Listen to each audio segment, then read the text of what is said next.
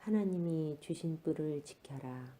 시편 92편 10절과 마태복음 7장 13절부터 14절 말씀.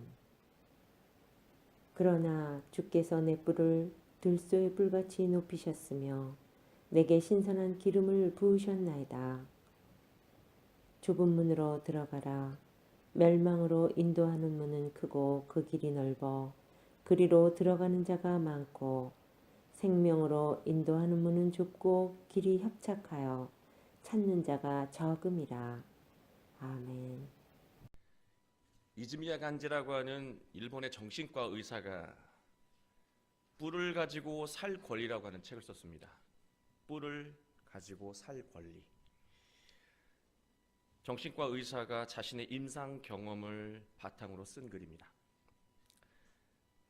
사람은 누구나 자신만의 뿔을 가지고 있다는 거예요. 진짜 뿔이 있는 건 아니고요.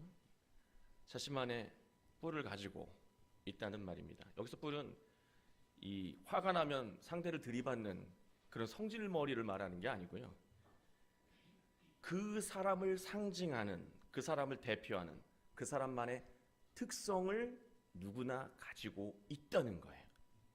다 달라요. 그것은. 그 뿔은 다 다르다는 거죠. 그러나 다 있다라고 하는 겁니다. 저자는, 이 정신과 의사인 이 저자는 자신을 찾아온 의뢰인에게 이렇게 항상 물어본대요. 당신은 어떻게 변하길 원하십니까? 정신과 의사니까 대략 어떤 형편에 있는, 심적으로 어떤 고통을 겪는 사람들이 온지 짐작되시잖아요. 항상 물어본대요. 당신은 어떤 변화를 원하십니까? 대부분 이런 이야기를 한대요. 그냥 보통 사람처럼 보통이 되고 싶습니다. 그냥 보통 사람처럼 보통이 되고 싶다라고 하는 거예요. 또 자녀 대신 찾아온 이 부모의 경우는요. 우리 아이가 보통 아이들처럼 살았으면 좋겠습니다. 그렇게 이야기한다는 거예요. 그러면 선천적으로 이 강한 뿔을 가지고 있는 아이들은 보통이 되라고 하는 부모에게 이 엄청나게 강하게 반발한다라고 하는 거예요. 이 보통이 되고 싶다라고 하는 이 마음은 모두와 같은 것이, 모두와 같아지는 것이 좋다고 여기는 마음을 갖고 있는 거예요. 보통 사람들과 같아지는 게, 그게 좋다라고 하는 생각을 가지고 있는 것이죠. 왜냐하면 남들처럼 살아야 주위로부터 따가운 눈총을 받지 않고 행복하게 살 수 있다는 생각을 갖고 있기 때문에 그래요. 내가 좀 다르거나 특별하면 보통 사람들이 봤을 때 이 눈총을 받게 되잖아요. 그 주위의 시선에 불편함이나 또 상처를 입게 되기도 하잖아요. 그래서 바로 자신의 행복을 위해서 보통으로 평범하게 살아가는 것이 맞다라고 여긴다는 거예요. 그러나 저자는 이런 말을 책에 기록하고 있습니다. 행복의 보통이라고 하는 것은 없다. 보통이 아닌 것이 행복의 본질이기 때문이다. 삶의 행복과 이 변화는 다수가 좋아하는 넓은 길을 가지 않고 자신만의 뿔을 지키며 좁은 길을 두려움 없이 걸어가는 사람들이 이룬다는 거예요.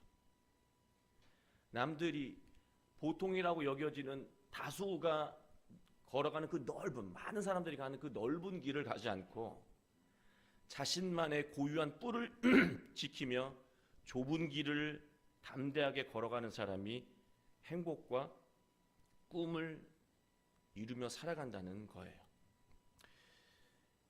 이즈미야 간지가 이 신화학자 조지 캠벨의 말을 인용하면서 이런 또 표현을 하고 있습니다. 이 조지 캠벨 이야기인데요. 이거는 언제나 관심이 의식주, 자녀, 재산에 관한 문제에 매여 있는 다수보다 모든 관심이 언제나 의식주, 그리고 자녀 문제, 그리고 재산 이 증식에 대한 문제에 매여 있는 다수보다 더 높은 가치에 관심을 가지고 있는 소수가 언제나 정신적으로 옳았다. 신화학자 조지 캠벨의 말입니다. 그러면서 이 정신과 의사가 든 동화가 하나 있는데요. 여러분이 잘 아시는 동화, 안데센의 미운 오리 새끼 이야기를 합니다. 다수의 오리들, 더 높은 가치를 향해 날 수 없는 다수의 오리들 안에 있는 못생긴 백조. 그 백조 새끼가 더 높은 꿈을 향해 날 수 없는 오리처럼 살려고 바둥바둥 대다가 나중에 자신이 하늘을 날 수 있는, 더 높은 가치를 향해, 꿈을 향해 날아갈 수 있는 존재임을 깨닫고 오리의 인생이 아니라 백조로서 세상을 날아가게 되는 그 이야기를 말하는 거예요. 그러면서 이 의사는 보통에 들어가지 못해서 스스로 고통받아온 사람들, 그러나 언젠가 백조처럼 엄청난 변화를 이루는 것을 자신은 이 상담하고 치료하면서 수없이 경험해 왔다라고 말하고 있습니다. 보통이 되지 못해서 보통이 되고 싶다고 다 의사를 찾아왔는데 결국은 자신이 문제라고 여겼던 다름, 자신의 이 독특성, 이 고유함을 회복해서 백조처럼 정말로 훌륭하고 우아한 삶으로 변신해서 살아가는 사람들을 이 정신과 의사는 숱하게 봤다라고 하는 거예요. 다수가 가는 넓은 길에는 분명 편안함이 있습니다. 왜 눈에 띄지도 않고요. 사람들이 눈총을 주지도 않아요. 거기에는 안락함이 있고 편안함이 있습니다. 그런데 이 의사는 하는 말이요. 그 안에는 반드시 부자유함이 있다는 거예요. 자신의 이 고유함을 버렸기 때문에, 그리고 보통이 되었기 때문에, 자신의 이 고유한 뿔을 끊어버리고 보통으로 살아가기 때문에 반드시 부자유함이 있다라고 하는 거예요. 처음에는 그 편안함이, 그 부자유함을 잊을 만큼 좋아요. 그런데 이 부자유함은 계속해서 삶을 통해서 누적이 된다는 거죠. 그러다가 그 보통과 다수 안에서 편안함에 취해 이렇게 살다가 어느 순간 거기서 깨어난다는 거예요. 그러면 모든 것을 잃은 자신을 발견하게 되고 당황한 나머지 어디를 찾아오냐면 자신을 찾아온다는 거예요. 병원에 찾아온다는 것이죠. 자신이 만난 사람들이 다 그런 사람들이라고 하는 거예요. 다수 보통의 그 편안함에 이 안주하며 살다가 그 부자유함이 누적돼서 나중에는 죽을 것 같아서, 답답해서 죽을 것 같아서 거기서 깨어난다는 거예요. 그 돌아보니까 다 잃어버렸어요. 소중한 시간도, 소중한 인생도 다 잃어버렸어요. 건강도 잃어버릴 수도 있죠. 그리고 난 다음에 이거 어떻게 하나, 이 감당이 안 돼서 정신과 의사를 대부분 찾아온다라고 하는 거죠. 저는 이 사람의 글을 읽으면서 이런 생각을 했습니다. 하나님이 우리를 창조할 때 똑같이 창조한 적이 없어요. 여러분 한번 둘러보시면 간단하게 확인하실 수가 있어요. 똑같은 분이 없어요. 외모부터, 말투부터, 환경부터, 성품 다 달라요. 그리고 똑같은 사람을 만나본 적도 없습니다. 그게 하나님이 세상을 창조하시는 방식이에요. 따라서 모든 사람들은 세상의 기준으로 보면 못나 보일지 모르겠지만, 또 어떤 사람은 세상의 기준으로 잘나 보일지 모르겠지만, 하나님의 기준으로 보면 모두가 다 비교할 수 없는 고유한 개성과 아름다움과 독특함을 다 가지고 있다라고 하는 거예요. 저자의 표현, 뿔을 가지고 살 권리라고 하는 이 이즈미야 간지의 표현을 조금 빌어서 설명을 하면, 하나님은 우리에게 빛나는 인생을 살 수 있도록 저마다 아름다운 뿔을 하나씩 다 주셨다라고 하는 거예요. 저는 이 글을 읽으면서 하나님이 행복하게 살라고 나에게 주신 고유한 뿔이 무엇일까 생각해 봤습니다. 여러분은 어떻게 생각하세요? 내가 행복하게 살기 위해 하나님이 나에게 주신 뿔은 무엇일까? 그리고 나만의 이 고유한 뿔을 지키며 살아가는 어떤 과정은 무엇일까 궁금해집니다. 오늘 말씀은 하나님이 자신에게 주신 고유하고 아름다운 뿔을 가지고 좁은 길을 걸어가며 자신만의 복된 인생을 이루어내는 과정을 말하고 있습니다. 먼저 우리가 읽은 구약의 시편 90편 10절 말씀을 보면은요. 그 10절 말씀에 앞서서 7절 말씀을 제가 읽어드리면 이런 말이 나옵니다. 악인들이 풀같이 자라고 정말 흔할 정도로 막 우후죽순 막 자라난다는 것. 돌아보면 다 악이라고 하는 거예요. 악인들이 풀같이 자라고 악을 행하는 자들은 다 흥왕할지라도 흥왕하게 보여요. 무성하게 보이고 막 성장하는 것처럼 보인다는 것이죠. 그러나 하나님의 질서는 무엇입니까? 영원히 멸망하리이다. 책에서 이즈미야 간지란 이 정신과 의사가 재미있는 말을 했어요. 여러분, 모든 사람들이 병을 앓고 있는데 지금 우리 모두가 다 병을 앓고 있어요. 근데 정규원 권사님만 병을 안 앓고 있어요. 다 똑같은 병을 앓고 있는데 정 권사님만 병을 안 앓고 있어요. 자, 그러면 자기라고 한번 생각을 해보세요. 나만 병을 앓지 않고 있다. 그러면 행복하실 것 같죠? 정신과 의사는 사람은 그렇게 생각하지 않는다는 거예요. 자신을 불행하게 여기고 다 병을 앓고 있는데 자신만 멀쩡하면 불행하게 여기고 다른 사람들처럼 병에 걸리고 싶어하는 게 사람이라고 하는 거예요. 사람이 얼마나 어리석은 존재인지 정신과 의사의 글을 통해서 그 단면을 확인하게 됩니다. 우리도 그렇다는 거예요. 그래서 저는 이 글을 읽으면서 이 성경 말씀이 함께 더 깊게 느껴지더라고요. 돌아보면 풀처럼 악인들이 무성해요.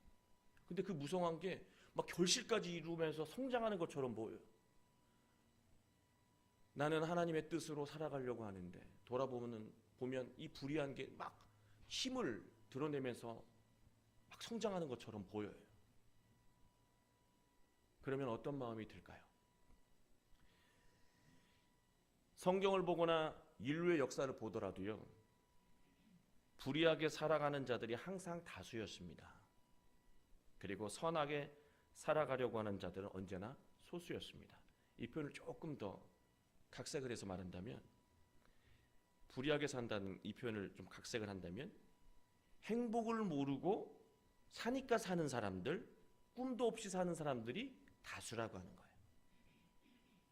편안함 때문에 꿈도 버리고 자신다움도 버리고 행복도 모르고 살아가는 사람들이 다수고요.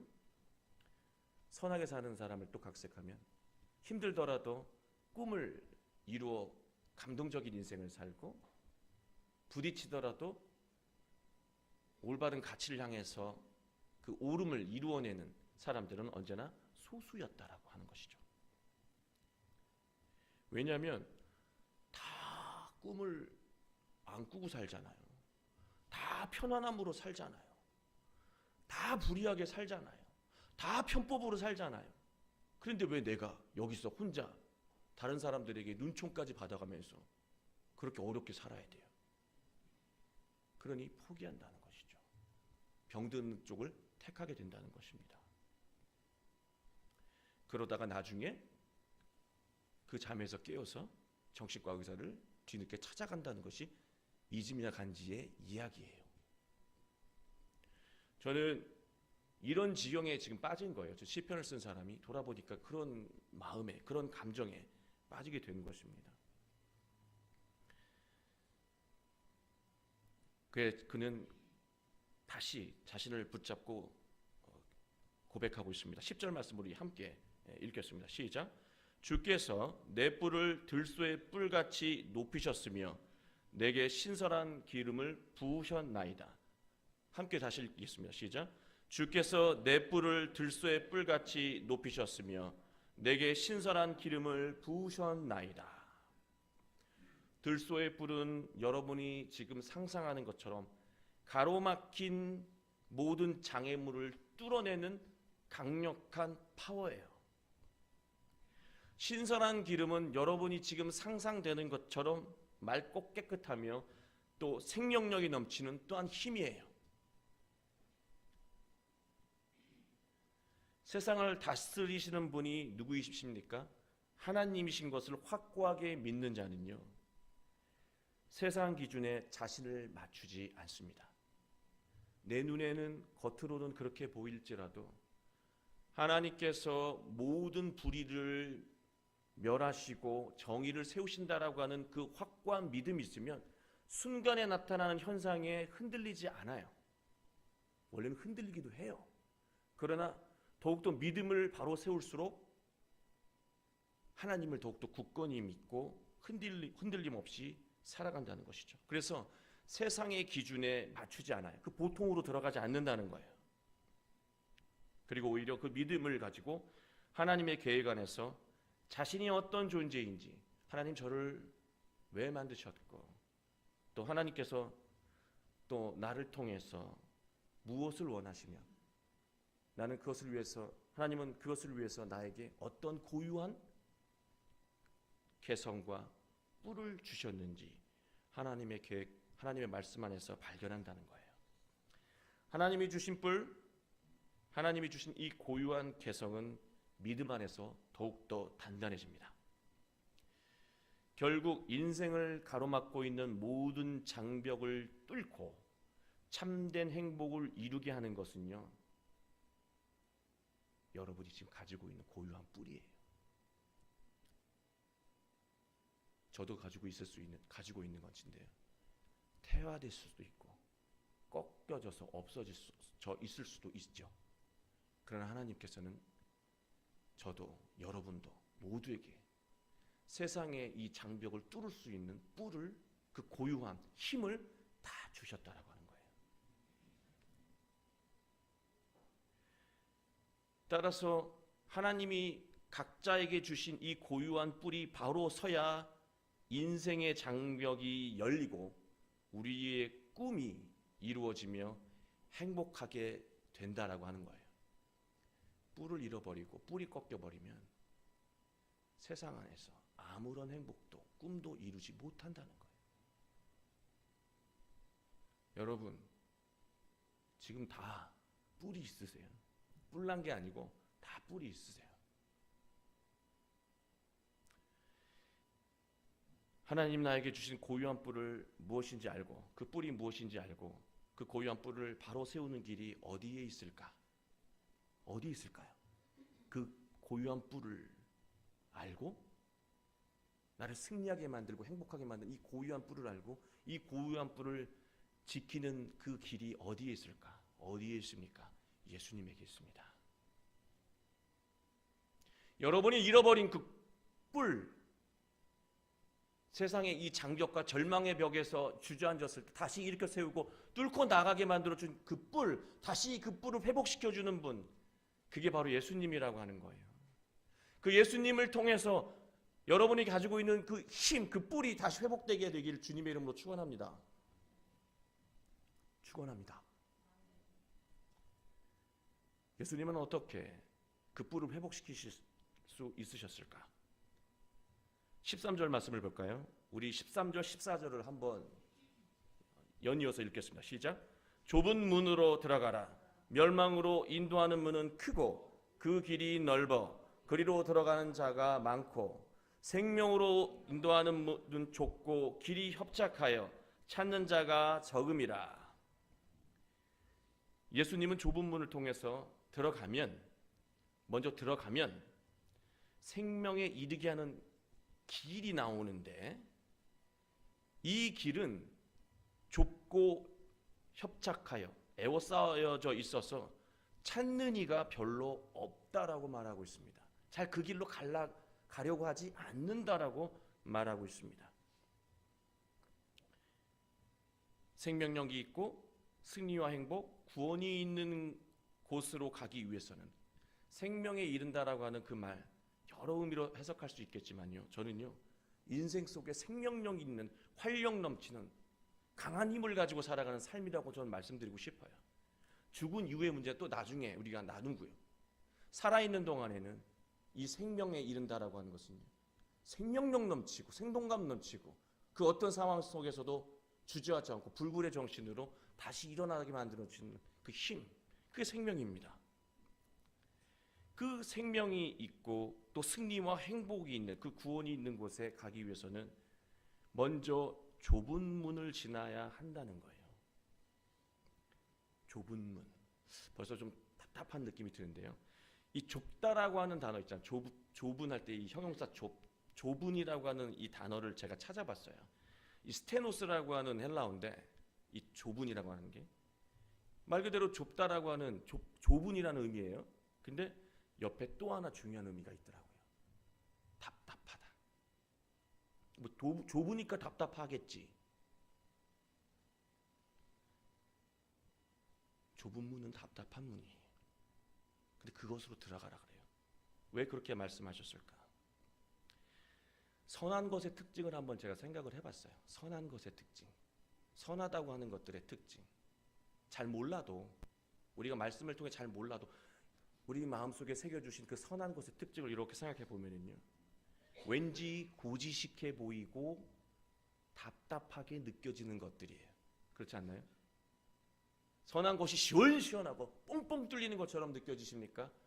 아니면 선하다 딱 하면은 고지식해 보이고 답답해 보이고 왠지 그냥 스스로 고생할 것 같고 뭐 이런 생각들이 들지 않습니까?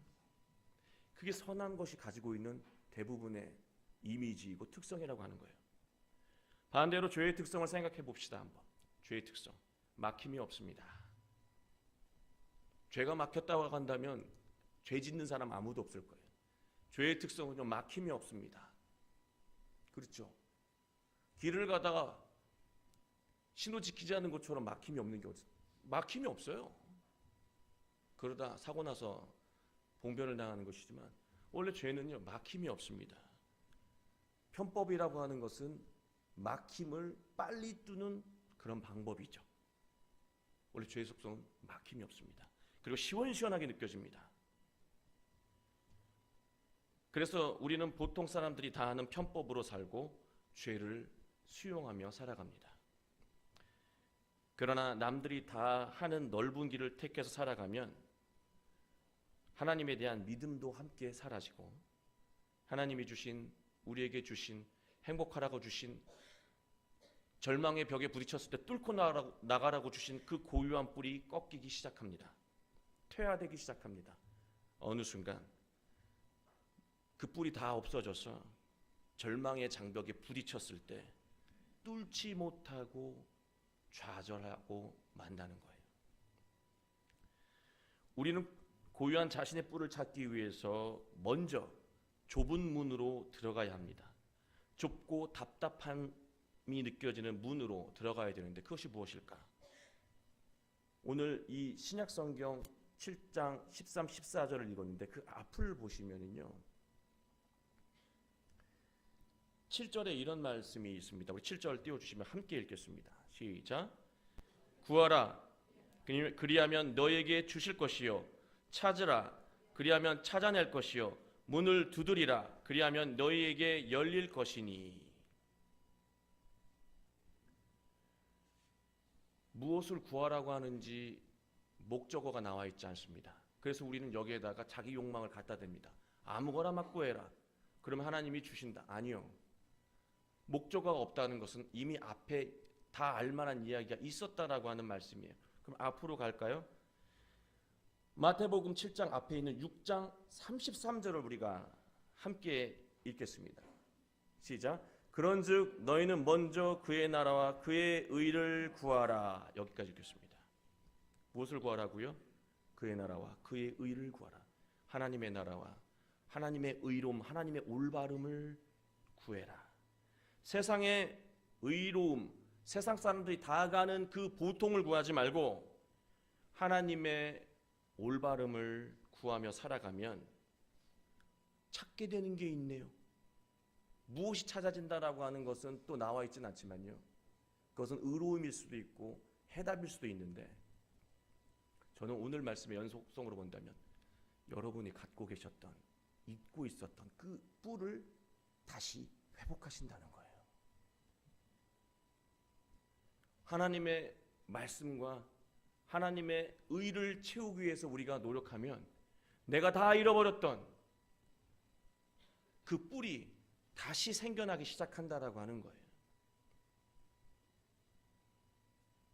그러면 우리는 그 회복된 뿔을 통해서 꿈과 행복을 다시 이루어갈 수 있다라고 하는 말씀입니다.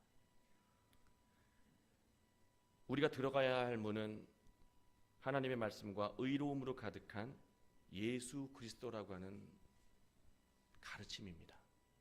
그 문은요, 좁다고 하는 문은 예수님이에요.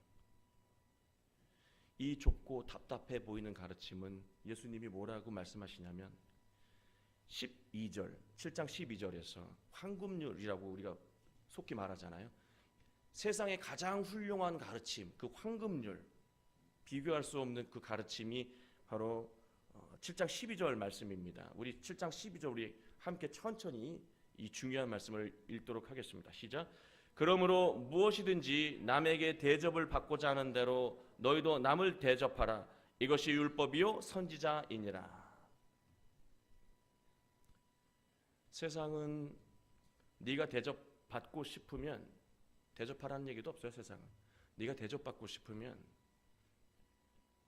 또 존중받고 싶으면 또 사람들에게 사랑받고 싶으면 돈이 있거나 힘이 있거나 학벌을 갖거나 지식을 가져라. 그렇게 말해요. 그렇지 않으면 무시당하는 거 섭섭해하지 마라. 그게 세상이다. 그게 세상의 가르침이에요. 세상의 올바름이에요. 대접받고 존중받고 사랑받고 싶으면 돈이 있거나 힘이 있거나 그 어떤 능력을 가져라.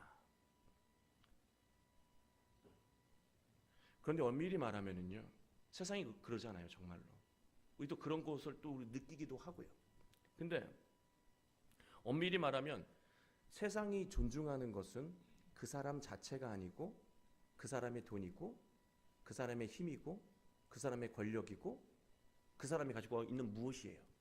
그렇지 않습니까? 예를 들어 사람들 재벌 앞에 고개를 숙이는 게 그를 존경해서일까요? 그의 됨됨이를 사랑해서일까요? 그의 돈이에요. 근데 그가 돈을 만약에 다 잃어버렸다면, 부도가 나서 잃어버렸다면 그의 집에 찾아가서 고개를 숙일까요? 극단적인 예지만 지금 우리가 세상에서 대접받고 존중받고 사랑받는 것들은 대부분 우리가 때가 되면 다 잃게 되는 것들이라고 하는 거예요. 그런 순간을 잃게 되는 순간을 우리는 겪게 되고 그것을 잃어버렸을 때 자기 존재에 대한 절망을 느끼게 되면서 이즘이야 간지 같은 정신과 의사를 찾아가게 되는 거예요. 허무함을 느끼면서.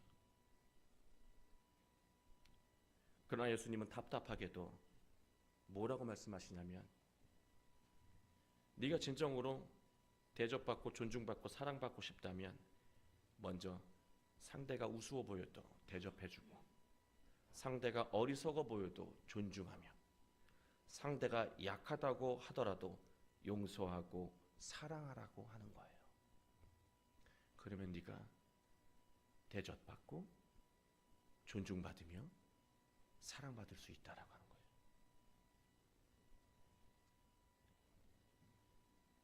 좁고 답답하게 들리는 이 문을 통해서, 이 가르침의 문을 통해서 우린 또 좁은 길로 들어서야 합니다.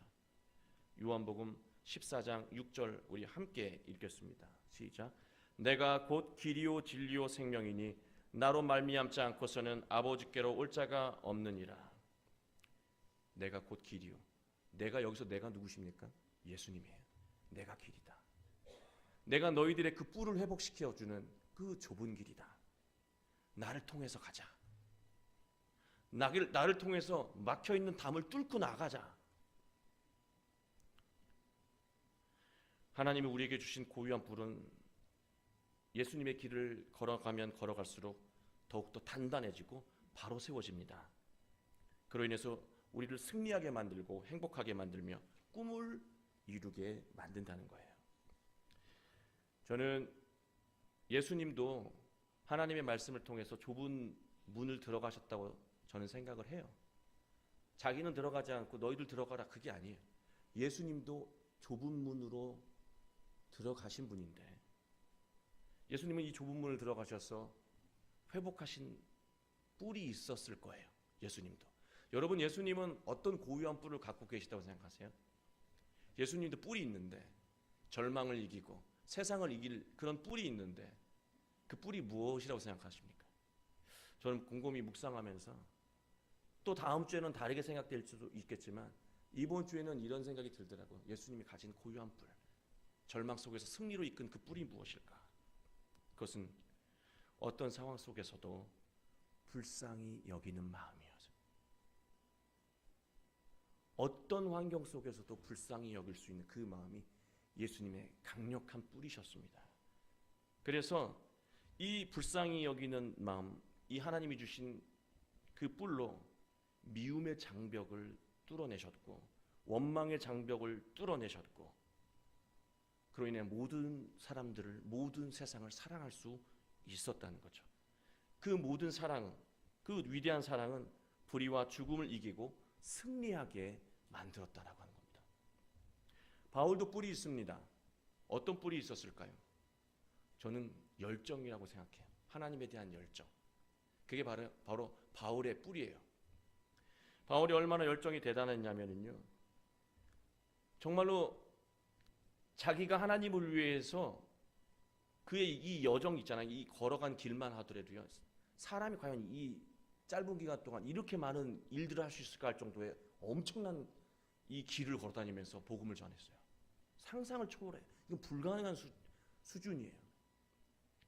배구, 뭐 산이고 다 넘어갔어요. 그 당시 열정 이루 말할 수가 없어요. 그러나 그 열정이 처음에 예수님 만나기 전에는요, 그 뿔이, 그 열정이라고 하는 하나님의 그 뿔이 사람을 들이받고 사람을 죽이는 데 사용했어요. 왜냐? 그는 율법이라고 하는 그 율법 사회에서 보통으로 들어갔기 때문에 하나님이 주신 그 고유한 뿔이 누군가를 고통 주고 괴롭히는 것으로 쓰였지만, 예수님을 만나고 난 다음에 그 열정이라고 하는 고유한 뿔은요, 생명을 살릴 수 있는 곳이라고 한다면 그 어디도 마다하지 않고 찾아가는 힘으로 나타났다는 거예요. 그래서 우리가 지금 이 바울 덕분에 예수님 만나고 있는 겁니다. 그 열정의 뿔 때문에 우리가 지금 예수님 만나고 있는 거예요. 여러분이 어떤 뿔을 갖고 계신지 모르겠지만 그 뿔이 회복되면은요, 그분 때문에 우리 가문이 살았고, 그분 때문에 내 인생이 달라졌고, 그분 때문에 내 삶이 이렇게 변화됐다라고 기억되고 고백될 수 있다라고 하는 겁니다.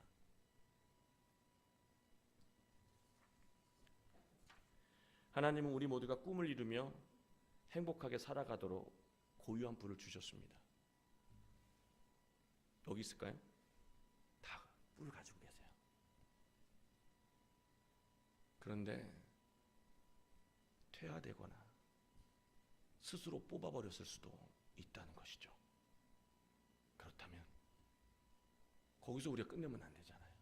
만약 그렇다면 다시 예수님의 말씀으로 돌아가는 거예요.